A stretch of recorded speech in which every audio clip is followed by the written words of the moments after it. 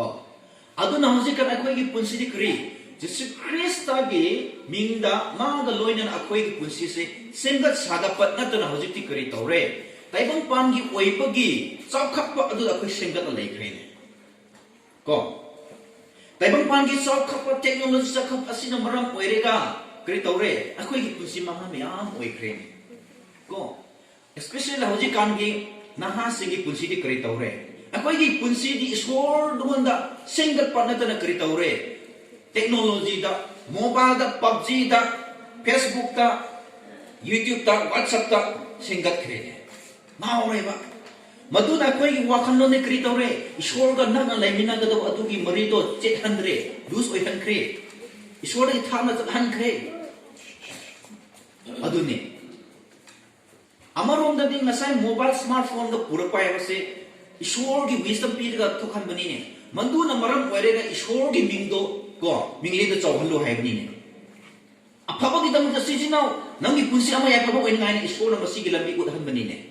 adubu kri tawra akhoi moba adu paire harga nasai taibang pang phato mayam phangkre maduna maram oirega akhoi isor go mari leina base takre mangon da akhoi ne lepa ngamdre sagapa ngamdre thawai glabi se maram aduna ima ipa oireba akhoi icha isu singse hoji kang matam se technology ne akhoi punsi mangan gadore angang si mangan gadore maduna mobile ase anything electronics ko item se kramani isa se sijina hansira masigi akoi strategy sem batabni matam chana pahan batabni matam chana pahan batabni chumna pahan batabni ai ima ba ma oira isa bu wara pa ngamdragadi kramaina nang ai gi putsi se ishor ngonda ko chapa ngamgira ko maduni yana leye nangi angang gi marakta angaw bo iram dosu ngaw hai base bioi bagi punsi ni mau sani angang ama oi bagi ko aduna responsibility nang ni ne ima pa oi ba aduni nang kyam nang angang ngaw nang angang gi marakta apa doctor engineer oi ba ishor gi seba to ora ko yaw ko yai nang gi marakta ko adun nang ai na section holder gati kramaina yamna danger yamna danger ima pa ama oibagi asadi ichada leina ko asida ai khangdre ko adu ai gi khun gi church di kri tawe sahi adu kuina lera ko sa koi khunda ngasai government service achaw asan kri ta yawram de yaw de adu na yadre thawai lom du yan si khre church kan lakre mi sing se that's like oi oi khre adu na matam amada ngasai women gi mi sing na ko mau sing na kri tawe hauji akoi church yadre kunchi yadre aduna every first month gi sunday se akoi se fasting lo se nupi sing se fasting lo se ai ba adu haure aduna kari tara madu gi prayer fasting nupi sing na haure har ga ngasai madu gi matung da akoi gi church ta inspector officer engineer doctor sing thoklak pani ne madu karang ba imong da thoklak ba ke hai matam da ishor bu kina cha cha ba fasting program yaw ba prana che pa mu gi imong da thok pani madugumba fasting program da yaudaba migi meeting da yaudaba imung da krim ta thokte ni aduni shori ngamane ko aduni nangi punsin nangi nacha adu ishor gi lambi da chinghan ba ngamba ishor masak ching khanhan ba ngamba madu se ishor monda nang se sagat ni ni ko nacha ba ishor monda singka pai ba se nangi punsi su ishor monda singka pa gumani ni aduni icha sibu afaba ohening de kana lai ke adu gumta nga sai ishor na so akhoi je magi machani ko akhoi si ishor gi machani maduna ishor na so akhoi gu yam afaba ama ohening e adu nang ai si ishor na habi imbar inda para ishor da mari che na level ai ta pra ishor mon akhoi se saga pra akhoi gi punsi se ko adu ni nangi nacha aduna phataba toba matamda warakpa indaba matam aduna nangna chai yei wara I chai maramdi matu nang anga adu yengchi bi nete afaba ma ohaningai damak ni madu gumda ishor da so akhoi gi punsi afaba ma ohaninge akhoi na ishor gi hai indaba matam akhoi monda chaira bi ko accident thok halle kongkul te halle si hande warina yamna serious oina na halle si akhoi checkshin de dawni nang aigi punsi asida problem yamna burden oiba potlu masi lako matamda adugumba matamda ishwar khangdar kadimai khangira o aigi punsi sumani ishwar masa khangda bigira ko ishwar monda koi naksin da bigira ko akoi imungsi khangadabni ko adune nang aigi punsi ishwar mona koi le khatsi ko men oina siga base or en hiding body nangi ichasing aigi ichas isina future gi leader oiga dawni aduna hojiki matam asida mokoi gi punsi laikhong gumani ni madu gumada sem pet pagan sem hodr gadi kangbo matam dadi any mo ong sem yaro ren ko pet matam sem hoga dawni madu karaman sem gani ishor ga loina na sem dawni ishor yaudana nangi nasa sem gani haibase oiroi ma officer oira pa yai ma gi punsi arem oira tolop chamina khuma oira pa yai ma gi punsi je thawai de mang aina wari amani chagi akoi khunda thokiba imung ama se mokoi se nupa ngakta popo nupi yaw daba ko nupa se manga yaw daba aduna mokoi imung se yamna wasu waba government service tawde madu matam da ngasa wamni angang si education pibu ngamde mayai oiba macha nupa na kare ha ipa ai school chakki wai mai murup singdi school adum chapani na suti halakani adum samina sanana mina ko adum samina ba adubu magi marup sing si school chapan un mas chapning ba ko adu na ngasai mapangon adu ningai tawre ipa ai school chaki mapana kari hai jano pa akhoi su lai ba ama oi ni ngamdre icha su school thani adu upai letre sawunu hai adu angang oi ni khangbi to angang oi ni magi aning mo thumdo yada hai ba ma le ni ko ni ru su pi do yada hai ba ki ningai do le ni na adu pot pa adu mapa su myoi ba mo oi ni sawrak kai ko adu matam macha nupa na hai ko yamna sindu singbo oiba male mase ipa ai bu school thabi ba ngamoi do bo oira gadi kari gi ai bu pok puno sine ba macha nupa na hai bise ko adu mapa na kari hai ra era icha nupa nang mo taibang panda kanan thulo hai ge hai ni macha nupa ji ko taibang panji da pongthok thola ko male ba mapa na thokhan do male nang mo taibang panda lawa se kanan hai ge si maduni ko icha na pataba orapa matamda imapa albagi punsi si yamna wabane ai khange ai gi punsi gi damata imma pa na pi tawas ai khange hojik khalu yam lu si mai oi ko marang khalu imma pa ni singai kaptan hana na ha oring gandati kritori isor masakhang ring gandati kusi asi to aning matawba imma pa siras kai da gi wakhan dom da ko yam tawba adu mi gi punsi isor khamba matungda mi gi punsi se mama pa si gi matungda kyam wana leibagi habisi ko uru ai se yam si ni ko adu na numi kuting ai ima pa gi punsi gi damota ai hai jai e kaude nang gi ima pa kyam patam oi ro su ai gi ima pa oi ga dori ni ko adu na koi kawi ati kyam patam oi ro su akoi mo popi khrani adu ni chin naw sing ima pa ko oi do ni ko adora aina masira mo hainin masidi ona kolase gi mission ona hai masing asai na khoi gi thajaba adusu mangon dagi na khoi na semgat lo hai bi aduna masida hai masi khoi gi thajaba se tak nei so mon lega lo ni abi thajaba ga loina khoi gi prana se leina ga do ni akhoi christian amana hai achum bi ishwar ni nge khange adubu khri tawre akhoi ishwar bu ning mase time pass oire part time oi khine ayuk chaksa kan pernah tahu gini numidang chaksa pernah tahu gini tumnam ne pernah tahu gini dun loire ne ko maduna koi ishwar thajab se kari mapung phagiro aduni ai koi gi punsi ishwar ro thajab hai base patna sina maram oira hera koi se yamna kan han bani ne ko an akoi pernah yang kan batar ni pernah kan mam gi matung in akoi gi thajab su yamna kan khat bani ko aduni taibang pan gi itin aduna maram oira hari da igi pernah tahu basi kau handi tahu ni pernah kan de tahu ni ko ai gi punsi yam thumna ra e mama pa yam ishwar masak khang ba mama pa na masak ishwar masak khang gi maram na oira na sai macha si su yam na haibe in ba ko sing ai yam thumna ra e madugumna afaba christian family have said maduni adu oi ga do ko punsi si das ko aduni aduna special SLM aina based on ba amadi akoi gi youth sing se ꯌꯨꯠ ꯂꯩꯁꯥ ꯄꯥꯈꯪ ꯑꯃꯒꯤ ꯄꯨꯟꯁꯤꯁꯦ ꯌꯥꯝꯅ ꯑꯐꯕ ꯄꯨꯟꯁꯤ ꯑꯃꯅꯤ ꯁꯥꯠꯂꯤꯕ ꯂꯩꯔꯥꯡꯒꯨꯝꯅ ꯃꯇꯝ ꯑꯃꯗ ꯀꯣ ꯂꯩꯁꯦ ꯁꯤꯗꯅ ꯁꯥꯠꯂꯒ ꯌꯥꯝꯅ ꯐꯖꯩ ꯃꯗꯨꯒꯨꯝꯅ ꯁꯥꯠꯂꯤꯕꯅꯤ ꯅꯪ ꯑꯩꯒꯤ ꯄꯨꯟꯁꯤꯁꯦ ꯂꯩꯁꯥ ꯄꯥꯈꯪꯁꯤꯡꯅꯦꯀꯣ ꯑꯗꯨ ꯅꯪꯒꯤ ꯄꯨꯟꯁꯤꯁꯦ ꯑꯗꯨ ꯑꯐꯕ ꯌꯥꯝꯅ ꯐꯖꯕ ꯂꯩꯗꯨꯅ ꯄꯨꯟꯁꯤ ꯆꯨꯞꯄ ꯁꯥꯠꯀꯗꯧꯕ ꯅꯠꯇꯦ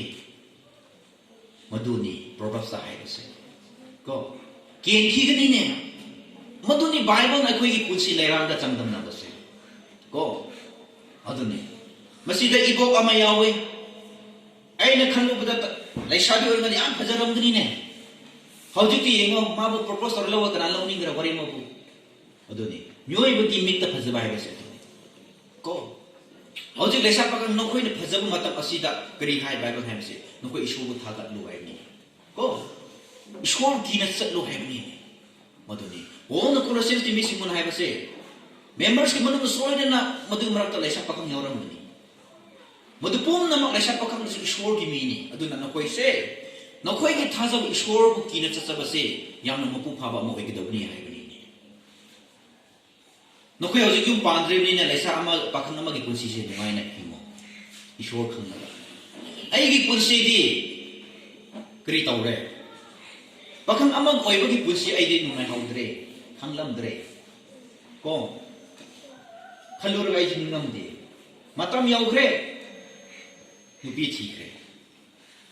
ꯄꯥꯈꯪ ꯑꯃ ꯑꯣꯏꯕꯒꯤ ꯅꯨꯡꯉꯥꯏꯕ ꯍꯥꯏꯕ ꯑꯩꯉꯣꯟꯗ ꯂꯩꯍꯧꯗ꯭ꯔꯦꯕ ꯃꯇꯝ ꯀꯨꯏꯅ ꯃꯤꯒꯤ ꯂꯝꯗ ꯏꯁꯣꯔ ꯁꯦꯕꯥ ꯇꯧꯔ ꯂꯩꯈ꯭ꯔꯦ ꯏꯃꯨꯡꯁꯤ ꯋꯥꯅ ꯍꯧꯔꯛꯄꯅꯤꯅ ꯏꯃꯥ ꯄꯥꯅ ꯐꯤꯁꯤ ꯍꯨꯟꯕ ꯉꯝꯗꯦ ꯏꯆꯦꯅ ꯃꯔꯛ ꯈꯔ ꯍꯨꯜꯂꯦ ꯃꯔꯝ ꯑꯗꯨꯅ ꯀꯣꯂꯦꯖꯇ ꯀꯔꯤ ꯇꯧꯔꯦ ꯁꯥꯇ꯭ꯔꯥ ꯃꯌꯥꯝꯒꯤꯗꯃꯛ ꯆꯥꯛ ꯊꯣꯡꯉꯦ ꯍꯣꯇꯦꯜꯗ ꯆꯠꯂꯒ ꯃꯤꯒꯤ ꯑꯃꯣꯠꯄ ꯃꯈꯩꯗꯣ ꯁꯦꯡꯗꯣꯛꯑꯦ ꯇꯦꯕꯜ ꯁꯦꯡꯗꯣꯛꯑꯦ ꯀꯣ ꯑꯩꯒꯤ ꯄꯨꯟꯁꯤꯗ ꯅꯪꯂꯛꯄꯁꯤ ꯀꯔꯤ ꯇꯧꯔꯦ ꯃꯔꯛ ꯑꯃꯗ ꯑꯩꯁꯨ ꯉꯥꯎꯔꯝꯕꯅꯤꯅ ꯀꯔꯤ ꯇꯧꯔꯦ ꯏꯃꯥ ꯄꯥꯅ ꯍꯥꯏꯕ ꯏꯟꯗꯕꯅꯤꯅ ꯌꯨꯝꯗ ꯆꯦꯟꯊꯣꯛꯂꯒ ꯀꯗꯥꯏ ꯑꯩꯅ ꯀꯣꯏꯈ꯭ꯔꯦ ꯆꯥꯛ ꯐꯪꯂꯛꯇꯕ ꯃꯇꯝ ꯑꯣꯏꯔꯦ ꯂꯥꯁꯇꯗꯤ ꯀꯔꯤ ꯇꯧꯔꯦ ꯑꯣꯛꯆꯥꯛꯀꯤ ꯃꯔꯛꯇ ꯑꯩꯅ ꯈꯜꯂꯨꯔ ꯑꯂꯨꯗꯣ ꯑꯩ ꯆꯥꯕꯅꯤꯅꯦ ꯑꯣꯛꯆꯥꯛꯇ ꯍꯥꯞꯂꯝꯕ ꯑꯂꯨꯗꯣ ꯈꯨꯟꯗꯣꯛꯑ ꯑꯩ ꯆꯥꯕꯅꯤꯅ ꯑꯩꯒꯤ ꯄꯨꯟꯁꯤꯁꯦ ꯃꯔꯝꯗꯤ ꯏꯃꯥ ꯏꯄꯥꯅ ꯍꯥꯏꯕ ꯏꯟꯅꯗꯕ ꯑꯩ ꯌꯨꯝ ꯍꯜꯂꯛꯄꯅꯤ ꯃꯇꯨꯡ ꯏꯃꯥꯅ ꯄ꯭ꯔꯊꯅꯥ ꯇꯧꯔꯒ ꯅꯪ ꯕꯥꯏꯕꯜ ꯇ꯭ꯔꯦꯅꯤꯡ ꯆꯠꯄꯅ ꯐꯔꯣꯏꯗ꯭ꯔꯥ ꯍꯥꯏ ꯃꯗꯨ ꯃꯇꯨꯡꯗ ꯕꯥꯏꯕꯜ ꯇ꯭ꯔꯦꯅꯤꯡ ꯆꯠꯂꯕ ꯃꯤ ꯑꯃꯅ ꯑꯩꯉꯣꯟꯗ ꯐꯖꯅ ꯂꯥꯛꯑꯒ ꯀꯟꯚꯤꯟꯁ ꯇꯧꯔꯦ ꯋꯥꯔꯤ ꯁꯥꯕꯤꯈ꯭ꯔꯦ ꯀꯣ ꯃꯇꯨꯡꯗ ꯑꯩꯒꯤ ꯗꯤꯁꯤꯖꯟ ꯂꯧꯔꯒ ꯆꯠꯄꯅꯤ ꯃꯗꯨ ꯃꯇꯨꯡꯗ ꯏꯃꯥ ꯏꯄꯥ ꯌꯥꯝꯅ ꯍꯔꯥꯎꯈꯤ ꯑꯗꯨꯅꯤ ꯑꯩꯅ ꯍꯦꯛ ꯕꯥꯏꯕꯜ ꯀꯣꯂꯦꯖꯇ ꯇꯝꯂꯛꯄ ꯃꯇꯝꯗ ꯍꯦꯛ ꯍꯧꯕꯗ ꯑꯩꯁꯤ ꯈꯪꯒꯅꯤ ꯑꯩꯒꯤ ꯄꯨꯟꯁꯤ ꯑꯁꯦ ꯕꯥꯏꯕꯜ ꯇ꯭ꯔꯦꯅꯤꯡ ꯍꯦꯛ ꯂꯣꯏꯕ ꯃꯇꯨꯡꯗ ꯑꯩ ꯀꯣꯂꯦꯖ ꯑꯣꯖꯥ ꯑꯣꯏꯗꯕ ꯌꯥꯗꯦ ꯋꯥꯈꯜ ꯂꯦꯞꯄꯅꯤ ꯃꯗꯨꯒꯤ ꯀꯃꯤꯠꯃꯦꯟ ꯑꯩꯉꯣꯟꯗ ꯂꯩꯕꯅꯤ ꯃꯗꯨꯒꯤ ꯃꯇꯨꯡ ꯏꯁꯣꯔꯅ ꯆꯥꯟꯕꯤꯗꯨꯅ ꯉꯁꯤ ꯑꯩ ꯕꯥꯏꯕꯜ ꯀꯣꯂꯦꯖꯀꯤ ꯂꯦꯛꯆꯔ ꯑꯣꯏꯈ꯭ꯔꯕꯅꯤ ꯄ꯭ꯔꯣꯐꯦꯁꯔ ꯑꯣꯏꯈ꯭ꯔꯕꯅꯤ ꯃꯗꯨ ꯑꯩꯒꯤ ꯃꯇꯤꯛ ꯅꯠꯇꯦ ꯉꯁꯥꯏ ꯑꯩꯅ ꯏꯁꯣꯔꯕꯨ ꯊꯥꯖꯕꯒ ꯂꯣꯏꯅꯅ ꯑꯩꯅ ꯈꯜꯂꯝꯕ ꯃꯗꯨꯒꯤ ꯋꯥꯈꯜꯗꯣ ꯂꯦꯞꯄ ꯉꯝꯕꯒꯤꯗꯃꯛꯅꯤ ꯇꯥꯏꯕꯪꯄꯥꯟꯒꯤ ꯉꯁꯥꯏ ꯀꯔꯤ ꯑꯐꯕ ꯂꯥꯛꯂꯕꯁꯨ ꯃꯗꯨ ꯑꯩ ꯆꯠꯇꯦ ꯑꯗꯨꯕꯨ ꯉꯁꯥꯏ ꯑꯩꯅ ꯏꯁꯣꯔꯒꯤ ꯁꯦꯕꯥ ꯇꯧꯒꯅꯤ ꯀꯣꯂꯦꯖ ꯄ꯭ꯔꯣꯐꯦꯁꯔ ꯑꯃ ꯑꯣꯏꯒꯅꯤ ꯍꯥꯏꯕ ꯋꯥꯈꯜ ꯂꯦꯞꯄꯗꯣ ꯉꯁꯤ ꯊꯨꯡꯂꯛꯈ꯭ꯔꯦ ꯍꯧꯖꯤꯛꯄꯨꯅ ꯏꯁꯣꯔꯒꯤ ꯊꯧꯖꯥꯜꯅꯤ ꯑꯗꯨꯅꯤ ꯅꯪ ꯑꯩꯒꯤ ꯄꯨꯟꯁꯤ ꯑꯁꯤꯗꯁꯨ ꯑꯐꯕ ꯑꯃ ꯏꯁꯣꯔꯒ ꯆꯥꯡꯗꯝꯅꯔꯒ ꯏꯁꯣꯔꯒ ꯇꯦꯡꯕꯥꯡꯅꯔꯒ ꯀꯣ ꯏꯁꯣꯔꯒꯤ ꯇꯦꯡꯕꯥꯡꯅꯕꯗ ꯉꯁꯥꯏ ꯅꯉꯣꯟꯗ ꯄꯨꯟꯁꯤꯗ ꯐꯪꯂꯦ ꯍꯥꯏꯔꯒ ꯅꯪꯒꯤ ꯄꯨꯟꯁꯤꯁꯦ ꯑꯐꯕ ꯑꯃ ꯑꯣꯏꯒꯗꯧꯕꯅꯤ ꯑꯗꯨꯅꯤ ꯇꯥꯏꯕꯪꯄꯥꯟꯒꯤ ꯃꯤꯑꯣꯏꯕꯁꯤ ꯀꯔꯤ ꯇꯧꯔꯦ ꯑꯩꯅ ꯑꯁꯤ ꯑꯣꯏꯅꯤꯡꯉꯦ ꯑꯁꯤ ꯇꯧꯅꯤꯡꯉꯦ ꯋꯥꯈꯜꯗꯗꯤ ꯌꯥꯝꯅ ꯈꯟꯕ ꯇꯧꯊꯣꯛꯄꯗꯤ ꯉꯝꯗꯕ ꯃꯁꯤꯁꯦ ꯂꯩꯕꯅꯤꯀꯣ ꯈꯜꯂꯒ ꯇꯧꯊꯣꯛꯄ ꯉꯝꯗꯕ ꯃꯤ ꯑꯗꯣ ꯃꯥꯁꯦ ꯃꯒꯨꯟ ꯆꯦꯟꯗꯦ ꯀꯣ ꯃꯔꯝꯗꯤ ꯃꯗꯨꯒꯤ ꯈꯜꯂꯤꯕ ꯑꯗꯨꯕꯨ ꯊꯨꯡꯍꯟꯕ ꯉꯝꯒꯗꯕ ꯀꯅꯥꯅꯣ ꯏꯁꯣꯔꯅꯤꯅꯦ ꯀꯣ ꯑꯗꯨ ꯅꯪ ꯏꯁꯣꯔꯅ ꯆꯞ ꯆꯥꯅ ꯂꯩꯔꯨꯔꯒꯗꯤ ꯉꯁꯥꯏ ꯅꯪ ꯊꯨꯡꯕ ꯉꯝꯒꯅꯤꯅꯦ ꯃꯗꯨꯅꯤ ꯅꯪꯒꯤ ꯄꯨꯟꯁꯤ ꯊꯥꯖꯕ ꯏꯁꯣꯔꯉꯣꯟꯗꯒꯤ ꯅꯪ ꯁꯦꯝꯒꯠꯂꯣ ꯍꯥꯏꯕꯁꯦ ꯄꯣꯜꯅ ꯀꯣꯂꯣꯁꯤꯉꯣꯟꯗ ꯍꯥꯏꯕꯁꯦ ꯃꯗꯨꯒꯨꯝꯕꯅꯤ ꯑꯃꯁꯨꯡ ꯃꯁꯤꯗ ꯑꯩꯅ ꯂꯥꯁ ꯑꯩꯅ ꯍꯥꯏꯅꯤꯡꯕꯗꯤ beware lest anyone cheat you through philosophy and empty design according to tradition of man according to basic principles of the world and not according to Christ.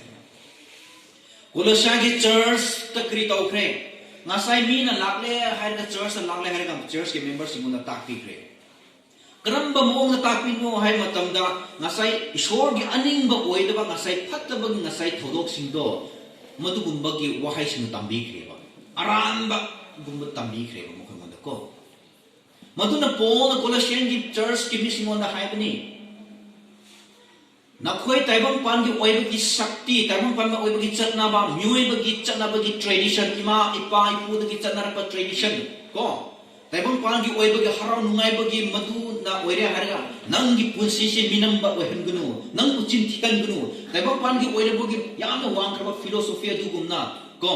Madhu number ओइरे नंगी पुंसी से चिंथिबा ओहनगनु हाइबनी अदुनि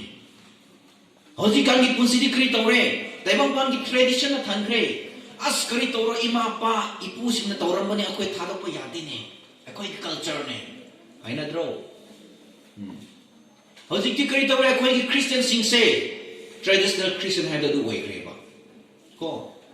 इमा आई जिसु ख्रिस्त लौसिंख्रे अदुबु करी तौरे हाने ताकलम इमा पुगी को फतब मधुगी ताकपिरम मधुगी धर्म सिंह दो थादोप नंदेने मधु बाइबल ने यादे ने को हौजिक ताइबंग पान फिलोसोफी वांगना ख्रे को वांगना लागा हौजिक कान ख्रे तो नंगोन तंबी ख्रनी तंबीबा मतुंगदा मरक्ता याम फत्तबगी फिलोसोफी हापी ख्रनी नंग थाजा ख्रनी ओ चुमी कोय अदुबुदि चुमदपा को अदुनि ताइबंग पान की शक्ति ओइबा चटनाबी मधुगुमगी ट्रेडिशन नंगी पुंसी से अरेंगदा ओहनगनु हाइबनी चिंथियनगनु हाइबनी मिनम हनगनु नंगी पुंसी साइबनी मधुन मसीदा इन बेस और हाइनिंग मसीदी मसी लांग चर्च के मेंबर पुमनमक नखोय मोन आइना चैलेंज तनिंग मसीदी अखोय क्रिस्त अब थाजा मी अम ओरे अखोय की पुंसी अखोय की कल्चर असे क्रिस्टो सेंट्रिक कल्चर ओइगदौबनी क्राइस्ट सेंटर्ड कल्चर जेसु क्रिस्टन अखोय की पुंसी द मयाय ओइबा मधुगी कल्चर ओइगदौबनी ईश्वर ना पीरम मसी की वाहै असि की कल्चर ओइगदौबनी ताइबंग पान की ओइबी कल्चर ओइरोइदौबनी हाइबनी ने को कल्चर है नसाई लेना अखोय नसाई इमा पुना थाजर अम लाइगा तोना बमसिगु कल्चर खै थादो कदौनी को अदुने इवन थियोलॉजियन की मरक्ता सो ए याम थिंगनारा एने आई के थबक सुमिनरम सु नागलेंद को मखोयना थाजब से क्रीनो है मतमदा हाना अखोय की क्रिश्चियन लाकलिंग गांदा इमा पा इपु सिना लाइरम अखोय की ट्राइबल की कल्चर से क्री तोय मतमदा अस्मा से नाते क्री नाबा तो नसाई माइबा मन मागी थवाई से सोमदा लौबुक्ता को असोम इसिंग खोंगदा मागी थवाई से लाइना फाखे हिनेबा हाइने को हाइना हिबा को अदुना नखोइना चलगा प्रना तवो अदु ओइरगदी मागी थवाई से शैतान ना वा फतबा द्यापोना केन लौथोपी थादोकनी सिनेबा मसीगुमा से थाजब मासे अदु एन हाइबा मसीगुमा थाजबगी नियम से बाइबल यावरा नंग ईश्वर थाजब से मसीगुम्बा हानगी कल्चर को मधुगुम्बा होंदना नंग ईश्वर लौसिनब्रा एन हाइबने नंग ईश्वर सेवा तौरबसु नंगोंदा सेंफातब लेको एन हाइबीबने मी अमगी पुंसी थवाई असिबु सैतानना लौबा ngамगिराबा बाइबल यावदेने को मी अमगी पुंसी से सैतान मोंदा ऑथोरिटी पीदी ईश्वरना नंग हक्चांग नाहम बे क्री तब ये हेदि पाप चेन बम ओइमिना को अदु नंगी थवाई से ngasai सैतान मोंदा ऑथोरिटी पीदी ईश्वरना ना हल्लो मागी थवाई लो सी हल्लो को ईश्वरना सिबो ऑथोरिटी पीदे मदु पुमनमकी ऑथोरिटी से क्वाइ पुमन ऑथोरिटी कनाना ने ईश्वरनी ने मसी द बर्थ ना हाइद अदुनी ने को अदुनी मरमदी ngasai सैतान फाउबा फतब लाइ फो मखोय से करी तौरे ईश्वर मोंदगी लापनी ने ईश्वर न सेम गिबनी ने सेम मदुदा ngasai ईश्वर की वहाई इंदबगी ngasai फतब थुलपनी ने को अदुनी हौजिकन अखोय की मी सिंग से करी तौरे क्रिश्चियन सिंग से याम ट्रेडिशनल ओइना चतना ग्रेम से याम चुबनी को हाइरुस इमापान हाइरम ने तौदबी यादबनी ने चर्च असिगुम ट्रेडिशन याम पूरा खरेबा तौरे अदुने मधु नंबर पर जीसु क्रिस्ट ने करी हाय मार्क चैप्टर 7 अखोय येंगो मतमदा मार्क चैप्टर 7 अखोय येंगो मतमदा जीसु क्रिस्ट द ज्यूस की फेरिसी गपा वांगांगा मतमदा अखोय करी उफंगे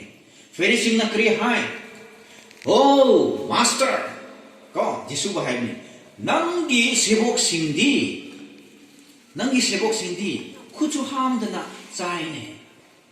अखोई इमा इपु सिंना तौरंबगी मदुगी ट्रेडिशन दो मखोई इंदिने हाइबनी ने मदुद जीसु ख्रिस्ट ने करी हाय Nakhoi tradition ado, nakhoi na iliba dharma, Moses ki dharma ado, madudus yaudi, ima pa na siyemba ki dharma ne, tradition ne madudi, ishwar na nakoy ima pa na pinambag dharma ki chanabi na te, habni ne. Ko, madu na kariya hai, masi, Mark chapter 7 da masi kariya hai, verse 13 da, making the word of God of no effect through your tradition which you have handed down, and many such things you do. Ishwar ki wahai asi kari taure, yamna mugun chenba amo oirabasu, sakti leba amo oirabasu, ima pa ki tradition aduna kari matas apaba oihandre. Haibine, madu na poi tawe ne, haibane ba. Ko, aduna masi verse nasai 7 da kari hai. 6 ka 7 da kari hai, chapter 7 da maki. Nakhoi ki chinban na di ay bu yam thakak le abu nakhoi ki thamoy nung di ay ngon yam thak pre haibine ne. Aduni. Makhoi di ngasay taibang pan ki oy ki tradition yam chat pa. Adun akhoi ki local church ase tradition am oiba church oirabadi chawkhapa oiroi. Ko church chawkhapa haibasidi ngasai ishwar gi wahe ase nang ai gi pusidi yamna mapung phaba oirapa matamda church chawkhapa ama oigadori. Ado akhoi gi church se traditional church oiridobuni ko biblical church Bible gi go wahi oiba gi church oigadobuni en haini mane. Ko aduni aduna lakliba pumnamak aina challenge tawraga aina tokning masidi aikhoi gi Christian ama oibagi punsi se ishwar ga chapliner ga aikhoi lemina se ishwar mona ga sagat che aikhoi punsi se ko tebong pan ga oibagi tradition aikhoi chatloi se adogi ishwar gi wahai sina maram oira aikhoi punsi am aphaba mo oise sagat pu oise adur aphaba church ama oigni ha se na haini mane ko aduni aduna nakhoi sigi church local church luang sanggo ki Baptist church ki membership ai promise ama tawbi ko nakhoi ki church asina he ishwari wahai asi chak sana nakhoi inba church ama oiraba madu de hek chawkhatra ba nakhoi ishwar mona complain taw ishwar gi wahai gi promise asi di kri hai nakhoi na aina haiba inba matam da nakhoi gi punsi yai phaba oigina he mini nang ai gi pusi yai phaba oi khari kri tore chawkhapa oi khreine ko aduni adu nang ai gi pusi se masina ahaubuni masina arwaibani masidi ai khoi lauthok loi se hakchi loi se masi kri hai na khoi chakchan in se ko masina khoi gi pusi dama ko na khre ko adu taibang pan gi oi bagi tradition ko taibang pan oi bagi philosophy jat bijati khaiba imung manung khaiba Laikai kairoi khaiba ko asiguma akhoi oiri dawni Christian mingda akhoi nungsinara akhoi ko yam aphaba mo oiri dawni sa haini mani